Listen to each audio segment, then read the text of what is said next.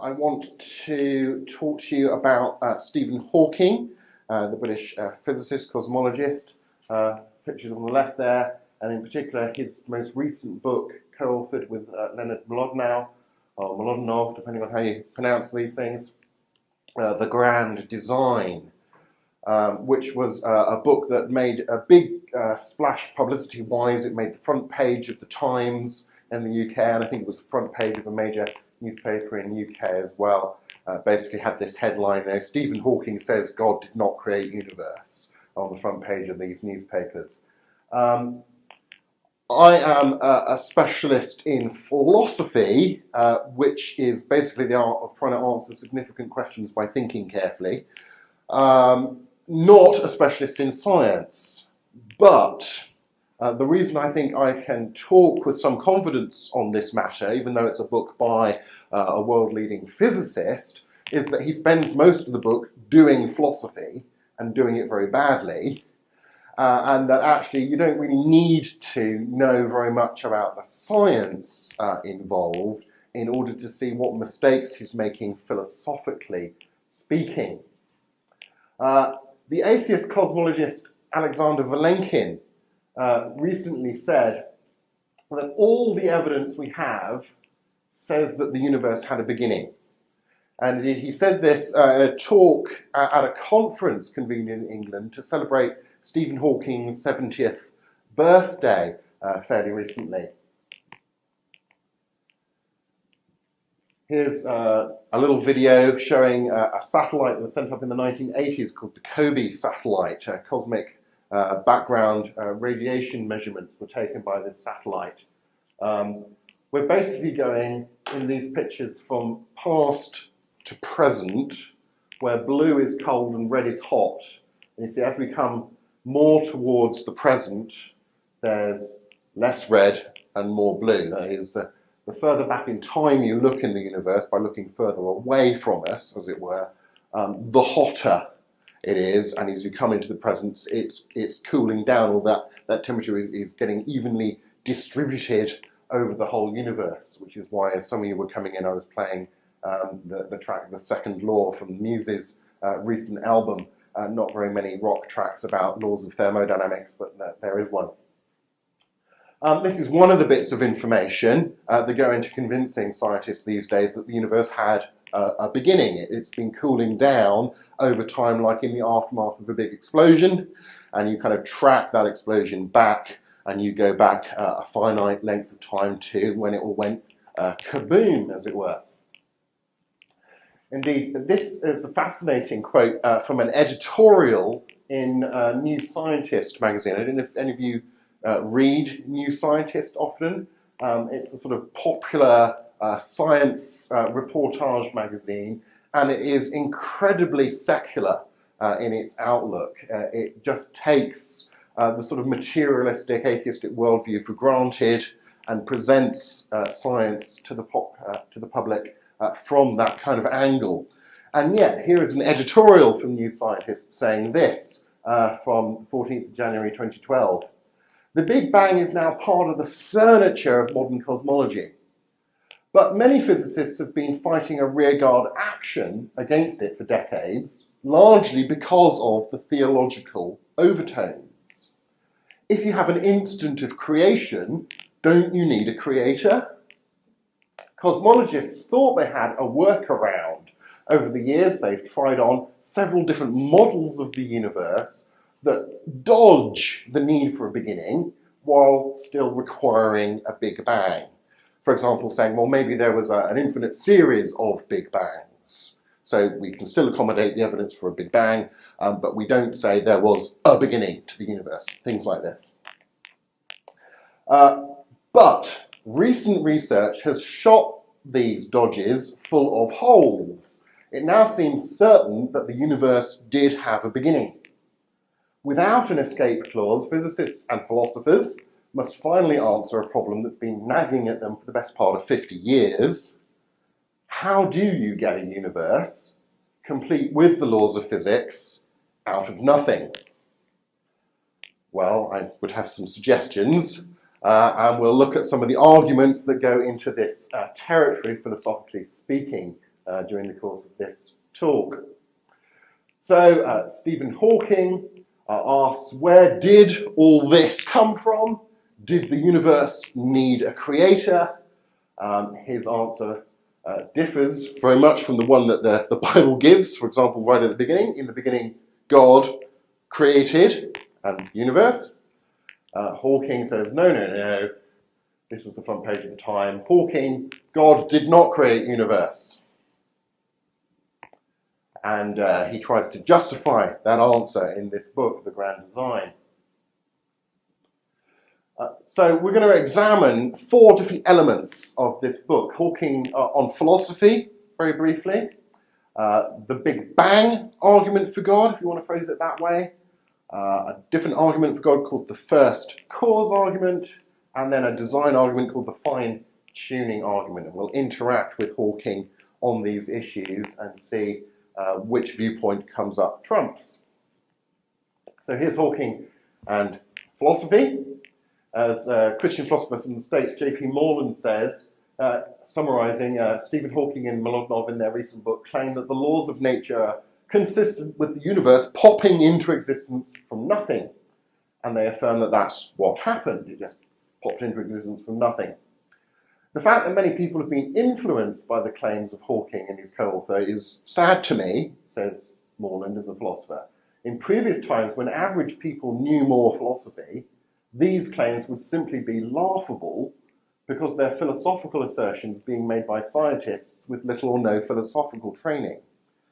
People confuse the areas of competence to talk on things and think, well, because he's a scientist, therefore he must be competent to talk on these sort of metaphysical issues, but that's not the case. As brilliant as they are in their own field, as Moreland says, Hawking and Molodnov are laypersons when it comes to the relevant issues at hand that they're actually dealing with in their book. But we live in this scientistic culture. When a scientist speaks, he is taken to be an authority irrespective of what the topic is. Traditionally, say Hawking and his co-author, these are questions for philosophy. This, why we're here, where did it all come from, does it need a creator kind of questions. But philosophy is dead, they say. Philosophy, that's dead. Philosophy is not kept up with modern developments in science, particularly physics, and scientists, therefore, have become the bearers of the torch of discovery. A very hard-line sort of scientistic view that we only know things sensibly through science and philosophy. Well, let's just write that off, it hasn't kept up. As philosopher of science John Lennox responds, Hawking's statement about philosophy, i.e. that it's dead, is itself a philosophical statement. That's a philosophical opinion, and it's manifestly not a statement of science. It's a metaphysical statement about science, that science replaces philosophy and it's the only way to know things. Therefore, his statement that philosophy is dead, it contradicts itself. Because it's a bit of philosophy that says there's no philosophy. It's like me saying I can't speak any words of the English language. Only I just used words of the English language to say that. So obviously that's not true. George Ellis is the president of the International Society for Science and Religion. And he, responding, writing in the Times, says, philosophy is not dead. Every point of view is imbued with philosophy. Why is science worth doing? The answer is philosophical. Science can't answer that question about itself. Indeed, there are loads of questions that science can't answer. Loads of things that you need to know in order to do science. That therefore science can't justify your knowledge of these things because you have to know them in order to do science in the first place. Things like the basic laws of rationality and logic and mathematics and so on. William Lane Craig, famous American Christian philosopher, says that the professional philosopher will regard the verdict of Hawking and Molodnov on philosophy as not merely amazingly condescending. I mean, imagine all of their atheist colleagues in the philosophy of science department down the hall and so on. What are they thinking about this? Philosophy is dead. It's also outrageously naive.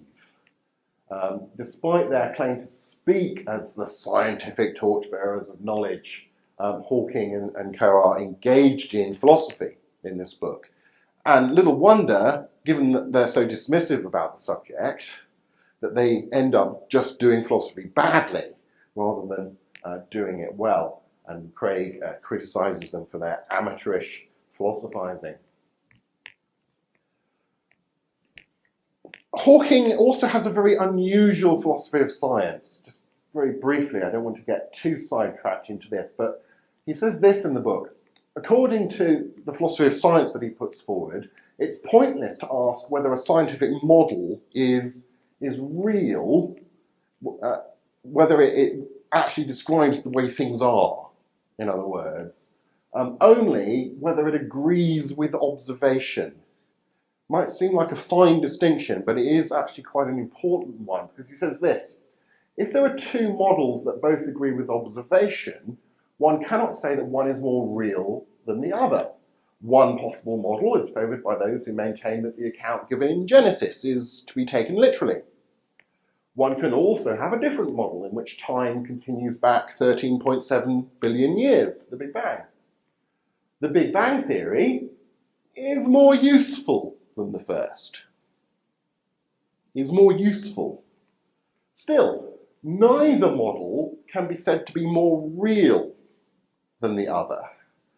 In other words, neither model can be said to more accurately reflect the way reality actually is.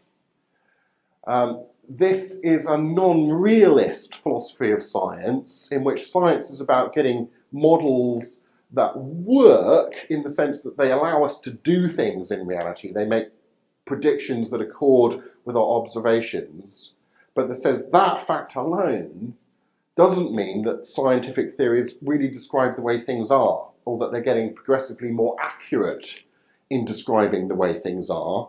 They're just getting progressively more useful in the sense that they allow us to predict more things. But that doesn't prove that the models are being more truthful, as it were.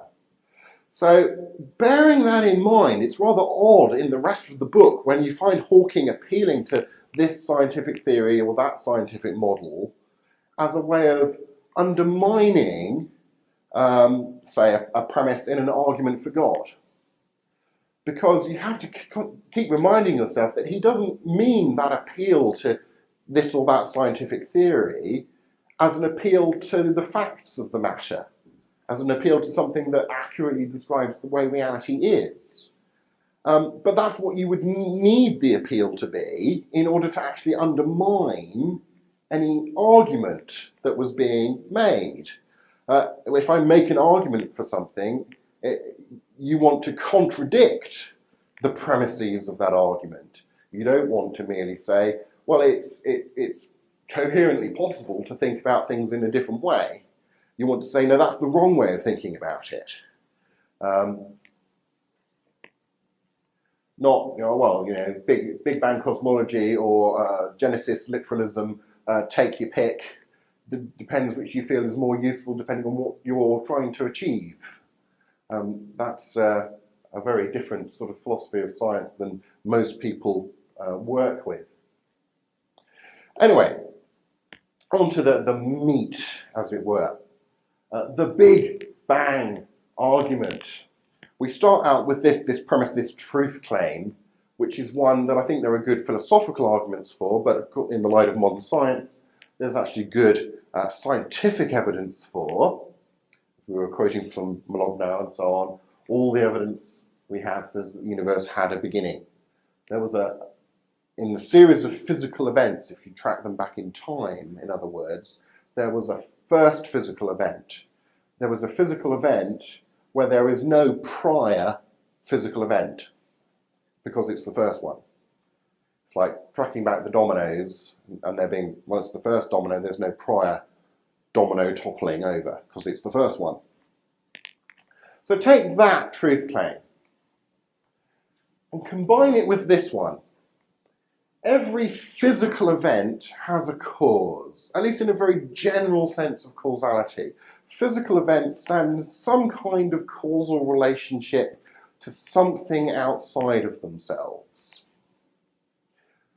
Well, if both of those premises are true, it just follows here that the first physical event had a cause.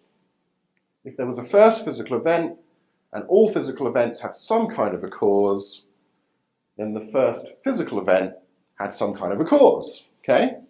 Doesn't seem too problematical, does it? But let's carry that forward and treat that as the beginning of a next kind of step in our Big Bang argument. The first physical event had a cause. But obviously the cause of the first physical event cannot have been a physical cause. Because we're talking about the first physical event. What other physical thing are you going to appeal to be the cause if you're talking about the first physical event? But if these two are both true, it would follow that therefore the first physical event must have had a non-physical cause. Now this is getting a little bit tricky for naturalism. And indeed, if the first physical event had a non-physical cause, then surely the best candidate for what that non-physical cause could be would be some kind of personal cause, what philosophers call an agent cause. Because after all, it can't be a material, physical cause. It couldn't be an abstract object. Even if you're the kind of philosopher, say, who thinks that there are abstract objects, like Plato used to think about numbers, say, if you think the number 3 is a thing that really exists. Of course, you can't stub your toe against it, but it's a real thing that's out there. But that kind of abstract object, by its very nature, doesn't enter into causal connections with things. If there is such a thing as the number 3, it's never caused anything. Okay? So what are you kind of left with once you've excluded physical realities and abstract objects, even if you think there are such things? Some kind of a mind, some kind of agent cause. So you could conclude that the first physical event had a non-physical, personal, mind-like cause. So this is beginning to sound a little bit like God. Okay? It's not the whole of what we mean by God, but it's an interesting clue, isn't it? So there's the whole argument laid out.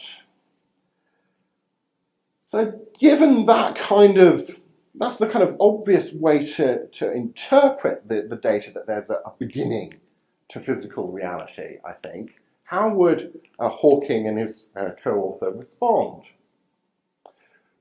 Well, Hawking objects, look, it's reasonable to ask who or what created the universe. That's a good question, but he says if the answer is God, then the question's merely been deflected to, well, who created God then? Who made the maker?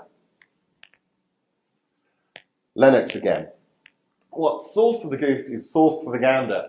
A lovely English phrase. That is, if the answer to what created the universe is the law of gravity, as Hawking will later say, by Hawking's own argument, the question's merely being deflected to, well, who created the law of gravity? You can't evade the responsibility of answering a similar type question from the atheist position if you're going to raise that. And that's a question that he doesn't answer. But indeed, Hawking is here giving an argument that serves only to reveal the inadequacy of his concept of God. To ask the question, who created God, if there is a God, logically presupposes that God is a created entity. I love the way Lennox sometimes says, if Richard Dawkins had written a book called The Created God Delusion, he wouldn't have sold very many copies, because everybody knows that, that created gods aren't real. To be God is to be the creator, not to be the created. So the question, well, if you explain the creation of the universe by saying God did it, well, who created him? It just presupposes that God would have to be a created thing if he existed. It's begging the question, in other words, against the possibility of there being an uncreated creator. Hawking's objection begs the question against the possibility of an unmade God. But this Big Bang argument that we looked at doesn't make or depend upon any claims about God, the cause of the universe, being either caused or uncaused. So far as the argument we gave is concerned, maybe the creator that we've arrived at the end of the argument, maybe he does have a cause. Okay? But that doesn't show that the argument that we've got is wrong. It just means you've got a further question. Actually, you could go about trying to answer that question. But the conclusion we have is certainly not a conclusion that you can hold comfortably whilst being a materialist. Because it's pointed to the reality of a non-physical, personal creator of physical reality. That's not a very comfortable position to hold whilst saying I'm an atheist. You know? And indeed, in context, Hawking's who made God question is irrelevant to that argument that we've been making. And indeed, it's more problematical than that even, as Craig points out. In order for an explanation of something to be the best explanation of some set of data, one needn't have an explanation of the explanation, which is basically what the who made God objection is saying. It's saying you can't sensibly give that explanation unless you can explain to me the explanation of the explanation. So it's kind of invoking this rule that says it's never sensible to explain A in terms of B unless you've got an explanation of B in terms of C. And obviously that would therefore imply and C in terms of D, and D in terms of E, and E in terms of F, and F ad infinitum. You can never meet that demand. It's a demand that would actually mean that science becomes impossible, because it would mean you could never explain anything. It generates an infinite regress so that everything becomes inexplicable, as Craig says. But in fact, irrelevant and dangerous for science as it is, Hawking's who made God question can be given a perfectly reasonable answer. And this is where we start shaving into that other type of argument, the first cause argument. Given that A, from nothing, nothing comes, as Julie Andrews once famously sang, and given that B, there can't be an infinite regress of causes, that was the whole problem that Craig just raised about the explanation of an explanation of an explanation issue. Given that from nothing, nothing comes, and that there can't be an infinite regress of causes, the causal buck, as it were, must stop somewhere. And theists have always thought of God as that somewhere, indeed that someone. So the answer to who made God is pretty straightforward. It is nothing made God. God is the uncaused first cause. You can't just beg the question against the possibility of an uncaused first cause. Indeed, the first cause argument says that you need to invoke the existence of an uncaused first cause within your metaphysics. But this is a slightly different issue than that argument based upon the finitude of the physical past. You could put it very simply like this. Premise one, some things exist that are caused by other things. That's not too controversial a claim, is it? Some things exist that are caused by other things. You, me, physical events, take your pick.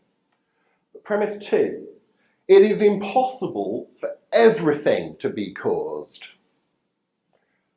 Two reasons in support of this claim. First of all, there can't be an actual infinite regress or set of causes of things. But secondly, from nothing, nothing comes, and there's nothing outside of everything to do any causing. Okay? There's nothing outside of everything, so it's impossible for everything to be caused, because caused by what? Because outside of everything is nothing, and nothing can't cause anything. Okay? But given that some things are caused by other things, and given that it's impossible for everything to be caused, it follows that therefore something must exist without a cause. Part of what we mean by God. Okay? So, back to what Hawking would say about this kind of thing. He says, in this view, it's accepted that some entity exists that needs no creator, and that entity is called God. This is known as the first cause argument for God, which he also confuses with the Big Bang argument. He doesn't really separate them out in the way that I have.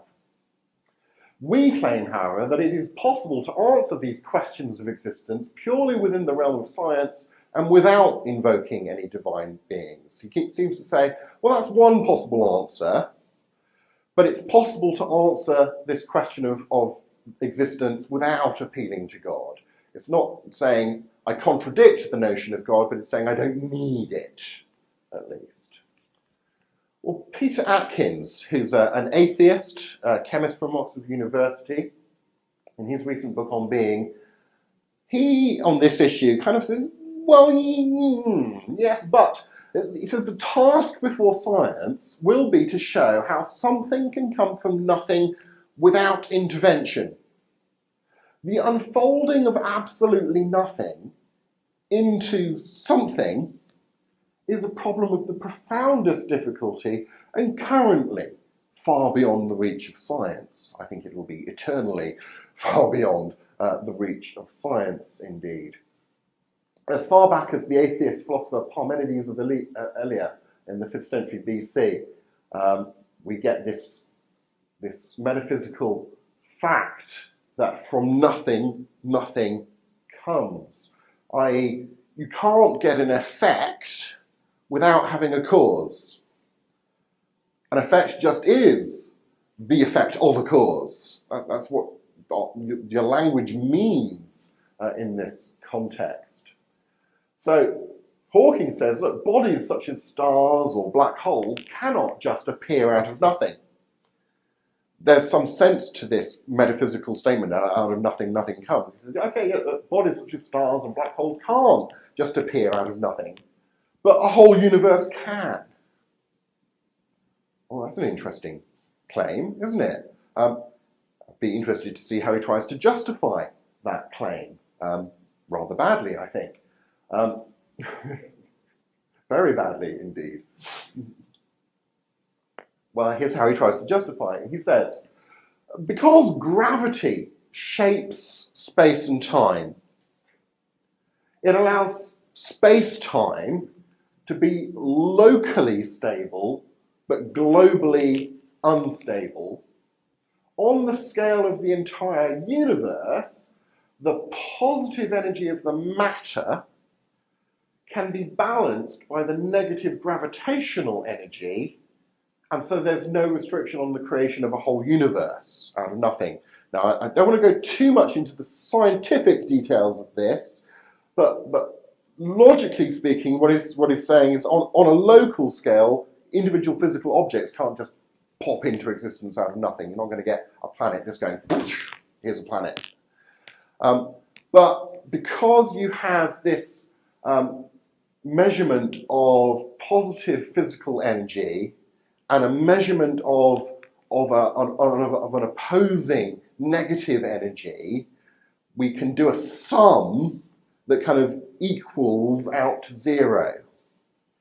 It's kind of like, plus 1 here, we've got one thing here, but we minus the same amount here, and that gives us 0. It's a bit like saying this. I think this analogy helps you grasp what is going on for. If I said, because I've got one bank account that's got £100 in it, but I've got another bank account that's £100 in debt. Okay, so I've got two bank accounts. One's got £100 in it. The other one is £100 in the red. Well, therefore, I have no money and no bank accounts. Because 100 plus minus 100 is 0. Okay? Nonetheless, couldn't I go to my bank account that's got £100 in it, take out £100, go down the sweet shop and buy a lot of sweets?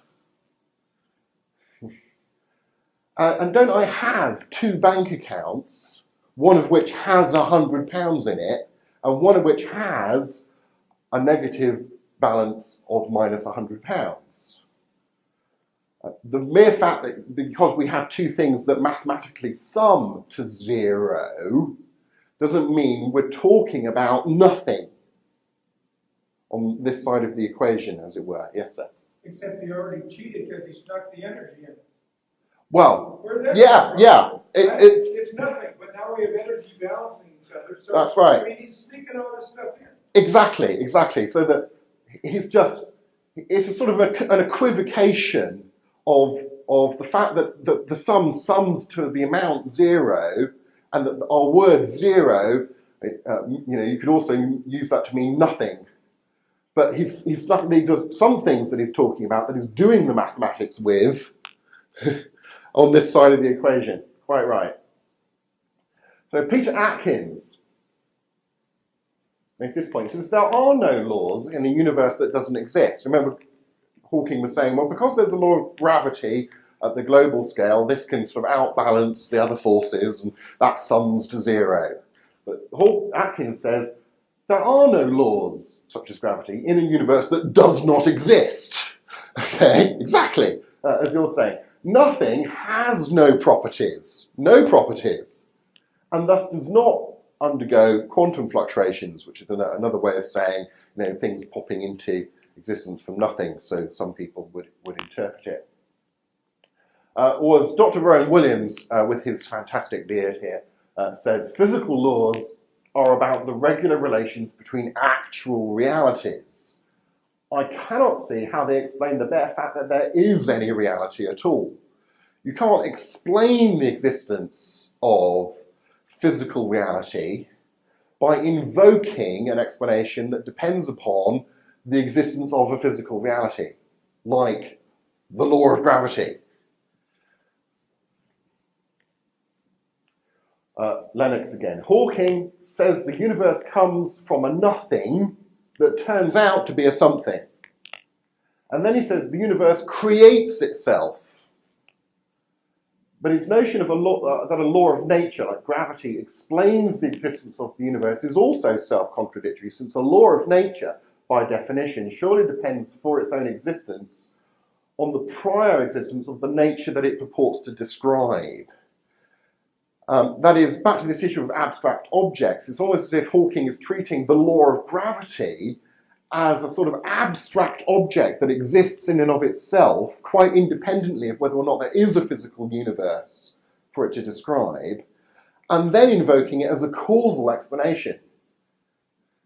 But again, abstract objects, just by definition, don't enter into causal explanations of things. For us to really talk about a law of gravity, seeing what we really need to be talking about is the existence of a physical system that behaves in a way that is describable by a certain bit of mathematics. But it's not as if you can appeal to that, therefore, to explain why there is such a reality describable in such a way. Thus, the main conclusion of the book, says Lennox, turns out not simply to be a self-contradiction, which would be disaster enough, but a triple self-contradiction. This is pretty strong stuff here. Philosophers just might be tempted to comment, so that's what comes of saying philosophy is dead. Indeed. So far, so good, then, I think. Taken together, this Big Bang argument from tracing back causality in the past, and this first cause kind of argument, if you combine those together, they point to the existence of a transcendent, non-physical, personal, uncaused, independent, first cause of the physical universe. That's not everything that we mean by God, granted, but which worldview does that conclusion fit more comfortably with? It's obviously the signpost is pointing in the theist's direction here. This is where I want to go away from so-called cosmological type arguments and spend the last section looking at a particular version of the design argument called the fine-tuning argument. Sometimes been likened to if you had a machine that could generate universes with lots of dials all over it. So you could say, take the force of gravity and say, well, do we have a dial for gravity or not? Yes, let's have a dial for gravity, so one on the machine. How strong or weak should it be relative to the other forcing, the strong nuclear force and the weak nuclear force and the cosmological constant and so on? Let's tune it and then press the beep, create a universe button. You know, how would the results differ depending on what we did with the knobs and so on? Here's a little CGI illustration of that kind of thing. If we had this big universe generating machine and we set it up to represent the way that our universe actually is, so there's a dial for every law and fundamental constant that we actually find in the universe, and they're all dialed to the relative strengths and so on that we actually discover. And then we took just one, let's take gravity, Hawking mentions this, and we change it, the strength of it, by a very small percentage. And then we press the Create a Universe button. The surprise discovered by scientists since about the 1970s has been that only a very, very, very minute change would produce dead, lifeless, dull universes. Maybe universes that expanded and contracted so quickly that you didn't even get matter coming into existence. Certainly not universes in which you would get complex chemistry or life happening. That a life-permitting universe is a very, very small subset of the set of possible physical universes. And in that sense, our universe is governed by a set of very unlikely physical descriptions. Hawking says a change in as little as 0.5% in the strength of the strong nuclear force, or 4% of the electric force, would destroy either nearly all carbon or all oxygen in every star, and hence the possibility of life as we know it. And indeed, as we don't know it as well, if you're talking about physically embodied life. Change those rules in our universe just a little bit and the conditions for our existence disappear. The laws of nature, he says, form a system that is extremely fine-tuned. Very little in physical law can be altered without destroying the possibility of the development of life. As Professor Paul Davies, who's an agnostic physicist, says, everyone agrees that the universe looks as if it were designed for life because of this discovery. Fred Hoyle, who was an atheist scientist, famously said, a common sense interpretation of the facts suggests that a super intellect has monkeyed with physics. Not a conclusion he was happy with, but he said that that's the common sense interpretation of what we've discovered. Well, as the Christian philosopher Richard Swinburne puts it in talking about his so-called principle of credulity, when to trust things, it's a basic principle of knowledge that we ought to believe that things are as they seem to be until and unless we've got sufficient evidence to think that we're wrong.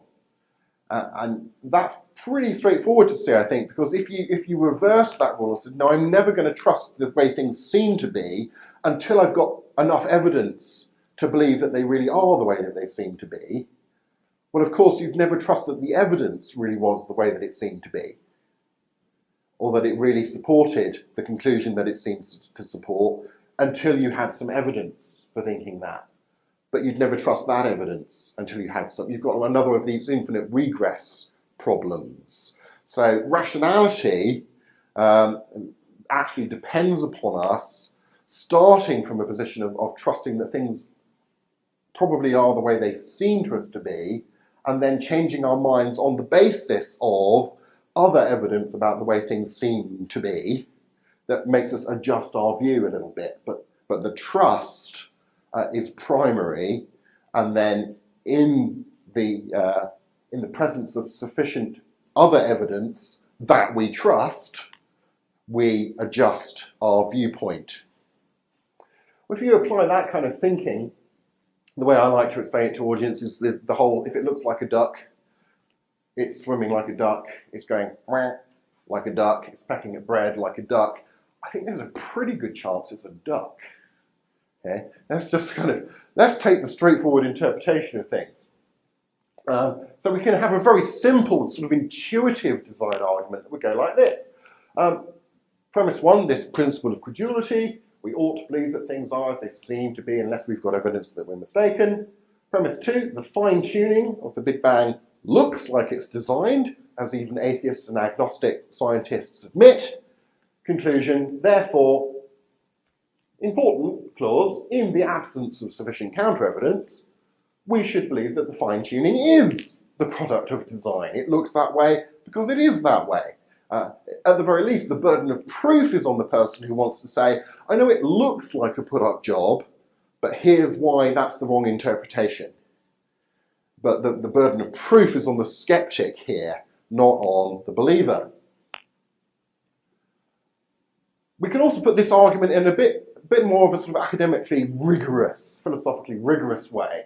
Bill Craig puts the argument this way. He says, premise one, the fine-tuning of the universe is due to either physical necessity, chance, or design. But two, it's not due to physical necessity or chance. If we can rule out those possible explanations, then by process of elimination, therefore it is due to design.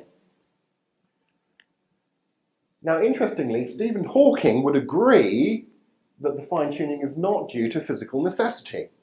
There's this. M theory, his particular favourite theory in string theory, has solutions that allow for many different internal spaces, perhaps as many as 10 to the 500th power, different consistent spaces that can be described by M theory. And so it allows for 10 to the 500 different universes, each with its own slightly different laws. The original hope of physicists to produce a single theory explaining the apparent laws of our universe as somehow the unique possible consequences of a few simple assumptions seems to be abandoned. So you can't just say, well, it is that way because it had to be that way, physically speaking. So there's actually, physically speaking, our best theory says that there's a whole caboodle of ways that it could have been. So he says it appears that the fundamental numbers and even the form of the apparent laws of nature in the fine-tuning are not demanded by logic or physical principle. It's not necessity that explains them. So here we can go back to Craig's argument, and Hawking would grant us that we can rule out that necessity option, leaving us with chance or design. Well, which is it? There seems to be a vast landscape of possible universes, says Hawking. However, universes in which life can exist are rare. They're a rare subset of all the possibilities. If the universe were only slightly different, beings like us could not exist. What are we to make of this? Is it evidence that the universe was, after all, designed? He doesn't think so. Of course not. Well, let me give an argument for thinking that it is. Bill Craig draws upon the work of William Dembski, design theorist, philosopher, who he notes argues that in addition to a highly improbable event, in order to be rationally warranted in appealing to design as an explanation for a highly implausible event, it's not enough just to point to its implausibility, to its low probability. you also have to be able to point to an independently knowable pattern, so that the kind of unlikelihood or complexity you're pointing to has this characteristic of what's called specified complexity. And it's that kind of complexity that tips us off to design, rationally speaking. So Craig gives this example. He says, in a poker game, any deal of cards is equally and highly improbable. Okay? But if you find that every time a certain player deals, he gets all 4 aces, you can bet that that's not the result of chance.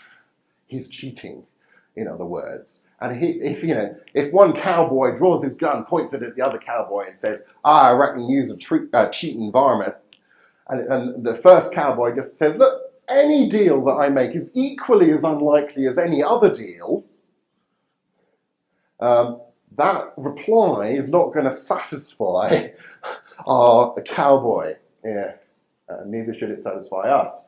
So Dembski argues that given an object or an event or a structure, to convince ourselves that it's designed, we need to show that it's improbably and suitably patterned, that it hits an independently knowable pattern.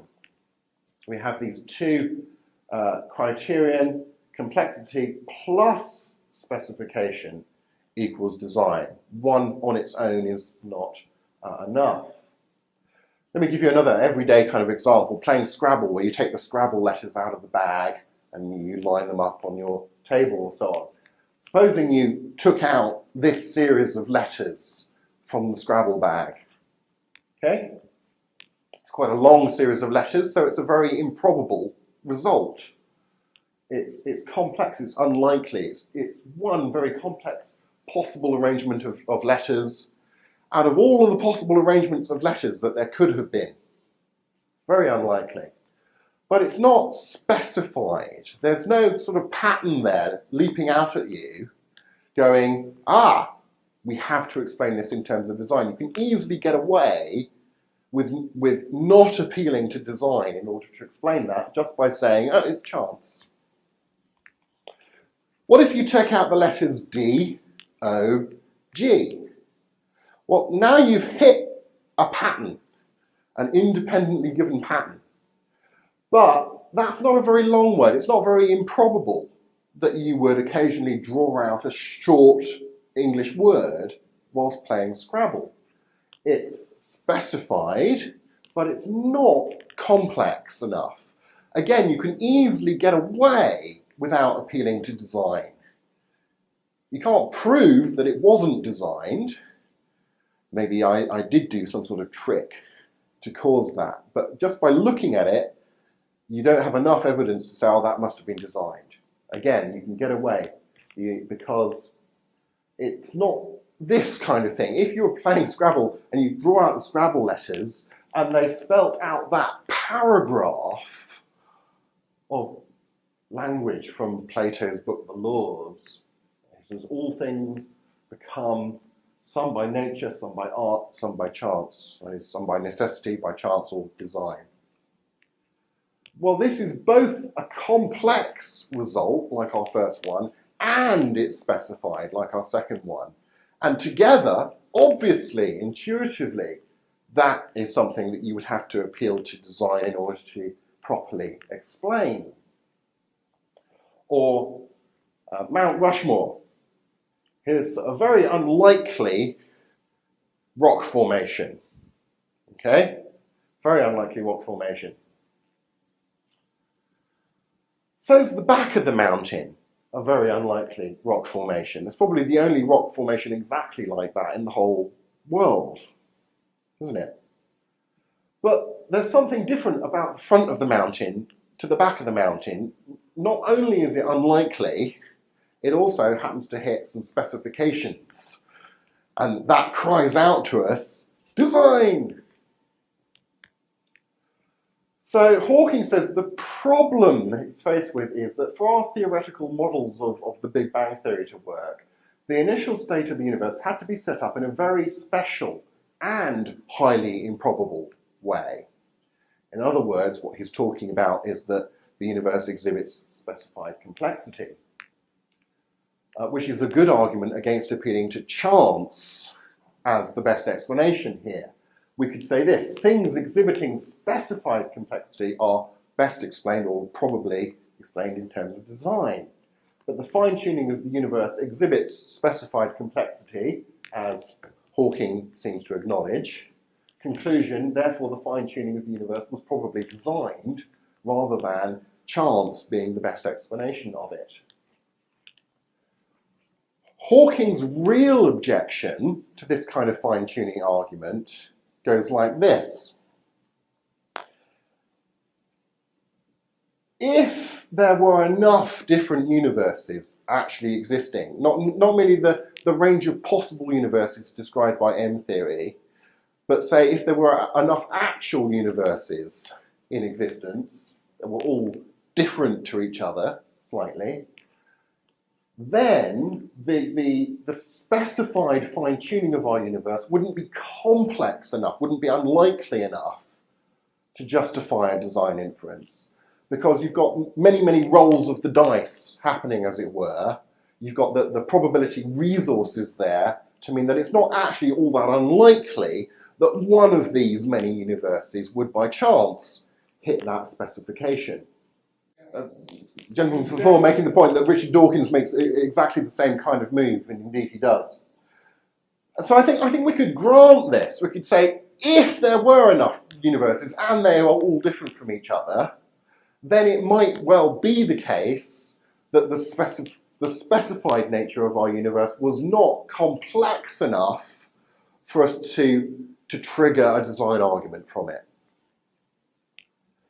But of course, for this to be a good objection against the fine-tuning argument, you need this second premise. You need the premise that there are enough different universes in order to get to the conclusion that the fine-tuning of our universe doesn't justify a design inference.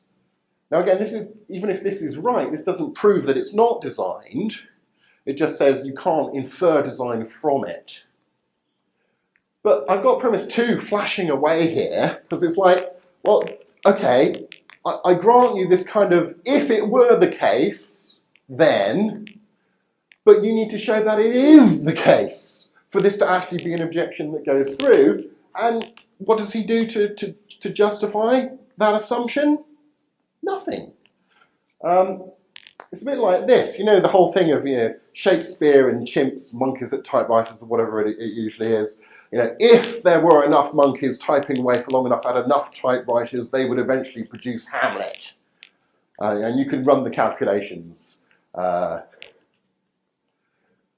Okay, let's grant for the sake of argument that if X number of chimps existed, then they could type out the entirety of Shakespeare's works by chance.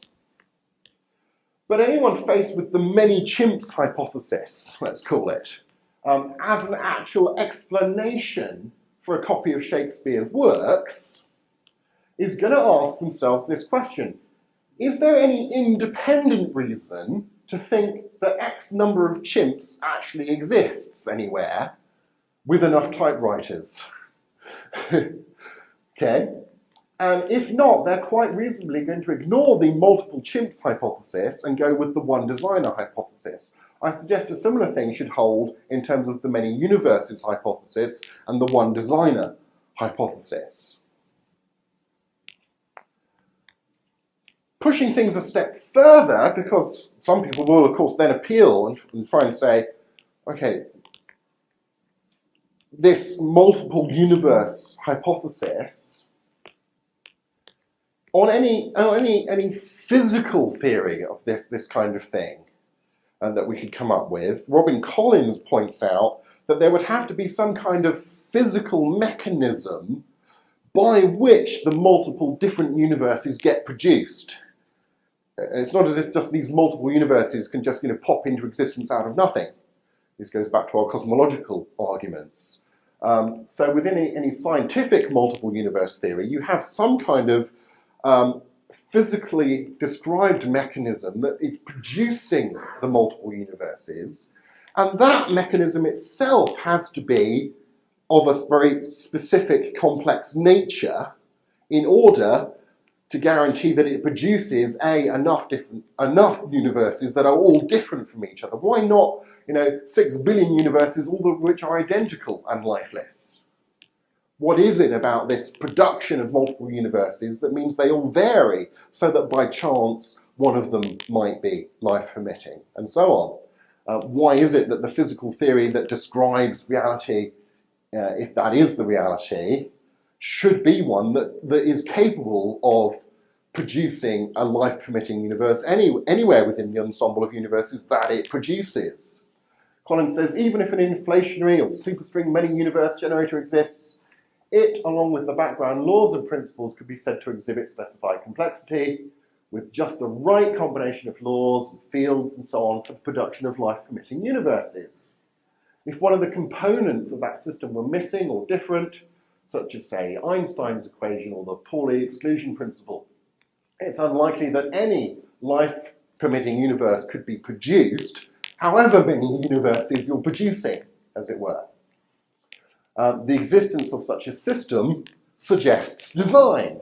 You've just kind of kicked the ruckle in the carpet along the room a bit, but you haven't actually flattened out the problem.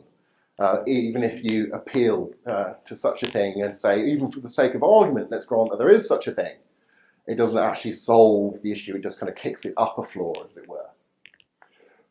Paul Davies, who I mentioned earlier, agnostic physicist, says this: multiple multiverse theories merely shift the problem up a level from universe to multiverse.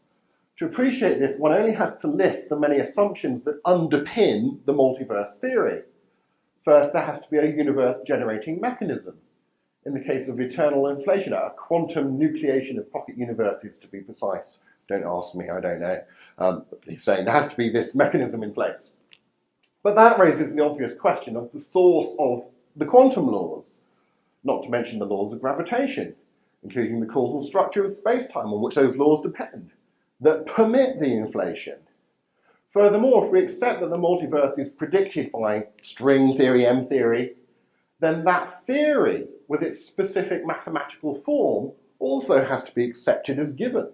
The multiverse theory cannot provide a complete and final explanation of why the universe is fit for life, why any universe exists at all.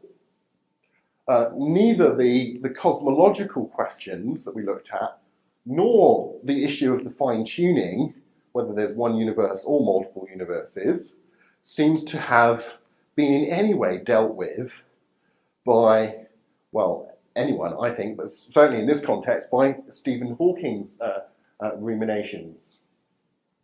Towards the end of the book, Hawking says this: if M theory is finite, and this has yet to be proved, what he's really talking about there is if this, his favoured version of string theory is mathematically self-consistent, and that's yet to be proved, it will be a model of the universe that creates itself.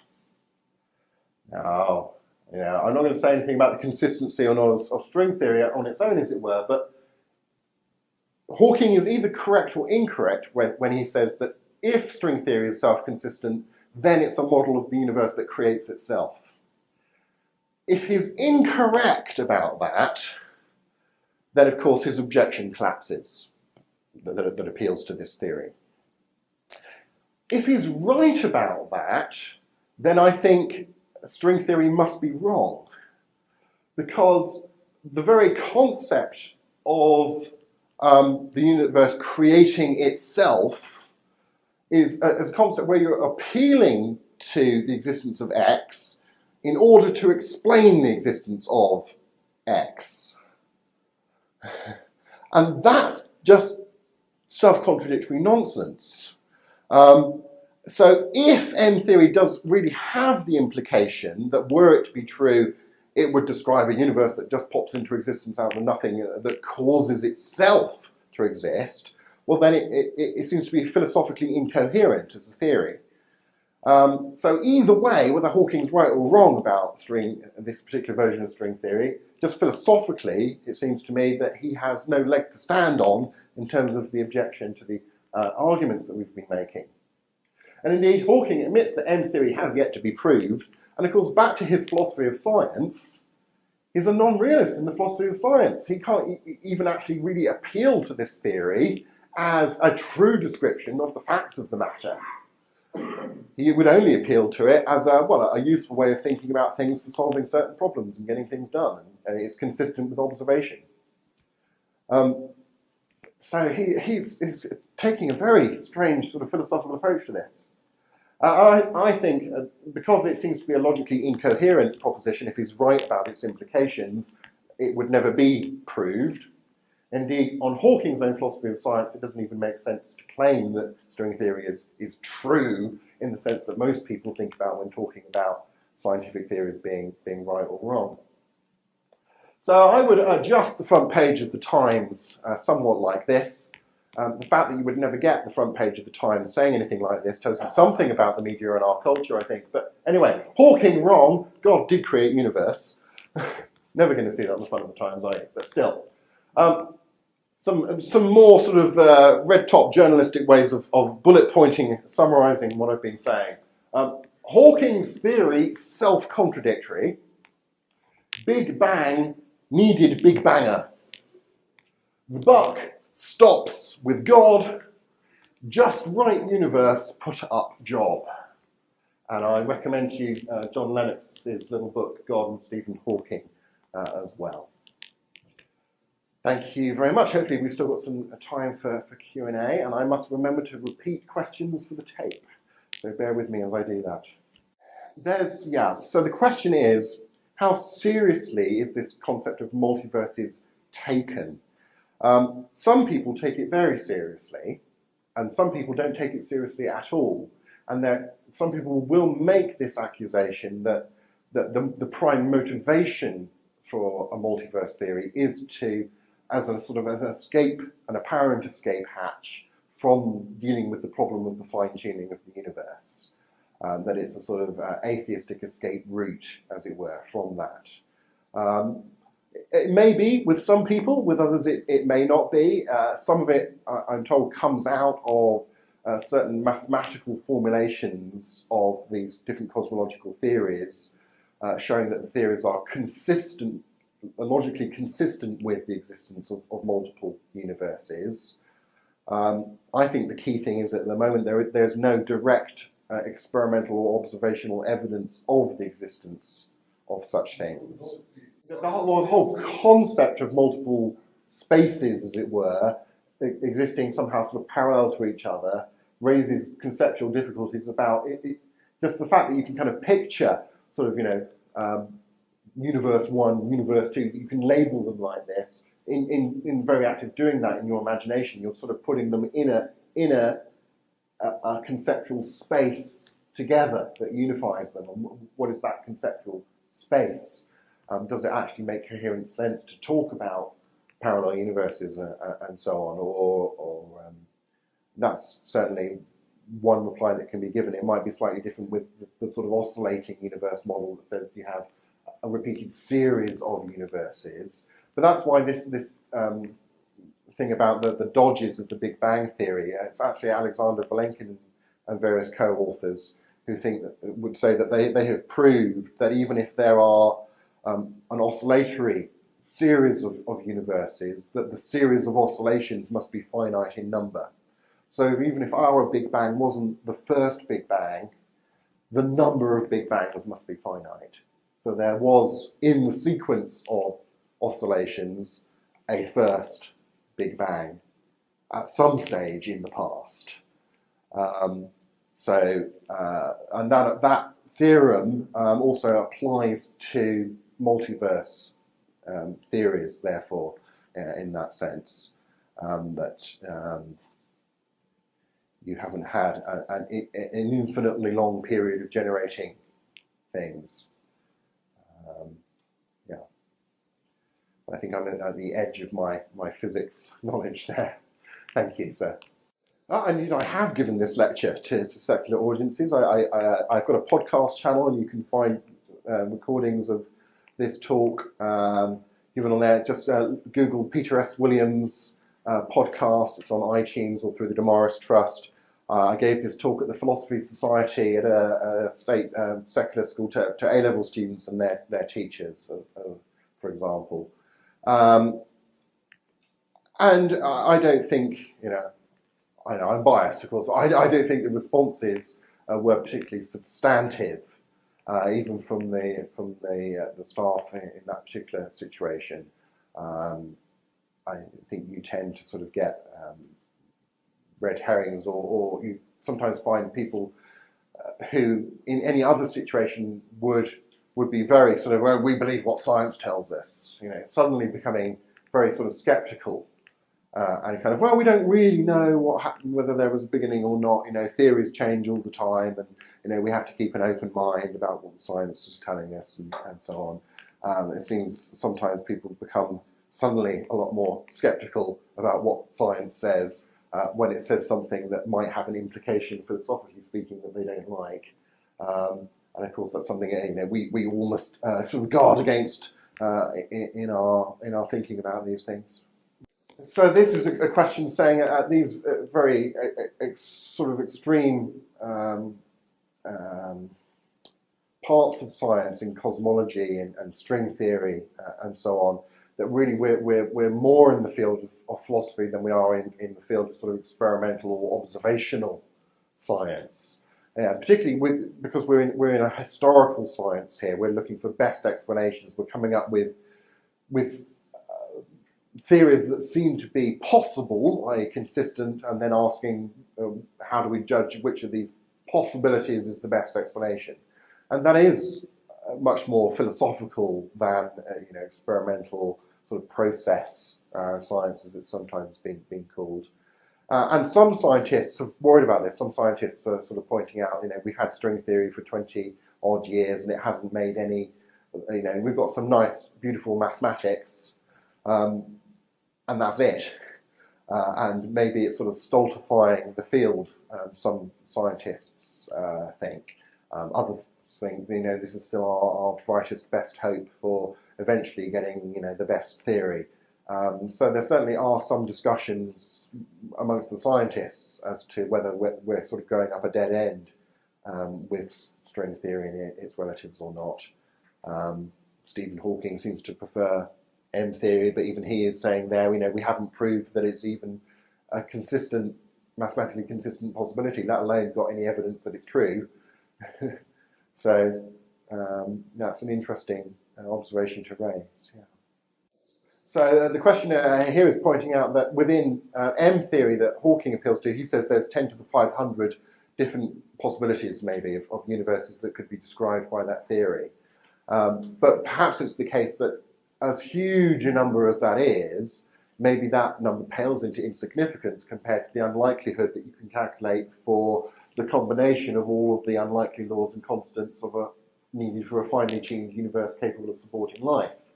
If you actually run the numbers, and of course we're in a little bit of back of the envelope kind of calculation kind of area here, but maybe you could show that you'd have to be orders of magnitude out in order for 10 to the 500 to even eat into the unlikelihood of a finely tuned universe. How many would you need, and does string theory even provide you with enough? That's certainly a question that's been raised. When people go further than that and start talking about, well, maybe there's an infinite number of universes, well, then they're directly into metaphysics then. And I certainly think there are good philosophical arguments against the existence of any actual infinities of things anyway. So I think the number of universes that there are, however many they are, must be finite, however many there are. And so you can't just appeal to, maybe there's an infinite number. And then, how come it's so convenient to then just appeal to, well, maybe there just happens to be enough universes to undermine your argument for God. Well, that's not a substantive reply. So, well, maybe it just happens to be, it seems very ad hoc, it's got no observational experimental evidence for it. That's not a really serious engagement with the issue of following the evidence that we have to the conclusion it seems to point to.